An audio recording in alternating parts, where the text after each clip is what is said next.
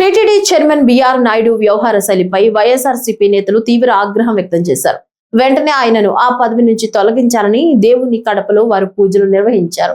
మాజీ deputy CM Amjad భాషా ఆధ్వర్యంలో మాజీ మేయర్లు పాక సురేష్ బాబు, ఎమ్మెల్సీ రామచంద్రారెడ్డిలు శ్రీ వెంకటేశ్వర స్వామి ఆలయంలో పూజలు నిర్వహించారు. అనంతరం వారు మాట్లాడుతూ టీటీడీ చైర్మన్ బిఆర్ నాయుడుపై తీవ్ర స్థాయిలో ధ్వజమెత్తారు. టీటీడీ పవిత్రతను, భక్తుల మనోభావాలు దెబ్బతీసే విధంగా బిఆర్ నాయుడు వ్యవహరిస్తున్నారని ఆరోపించిన నేతలు ఆయనకు సద్బుద్ధి కలగాలని పూజలు చేశారు.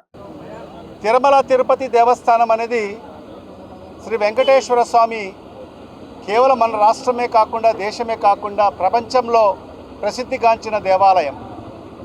కోట్లాది మంది భక్తులు మరి ప్రతి రోజు ప్రతి సందర్భం కూడా ఆయన దర్శించుకునే కార్యక్రమం జరుగుతూ ఉంటాయి.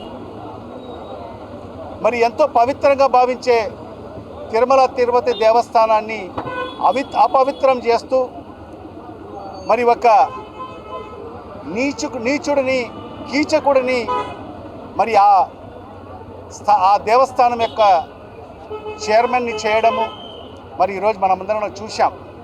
అనేక మాధ్యమాల్లో మనం చూసాం ఆయన చేసిన రాసలీలలు బహిర్గతం కావడం జరిగింది. మళ్ళీ ఈ సందర్భంగా మేము ఒకటే ఈ ప్రభుత్వానికి డిమాండ్ చేస్తున్నాం, ఈ రాష్ట్ర ముఖ్యమంత్రి గారికి డిమాండ్ చేస్తున్నాం, వెంటనే ఆయనకు తొలగించాల్సిన అవసరం ఎంతైనా ఉంది.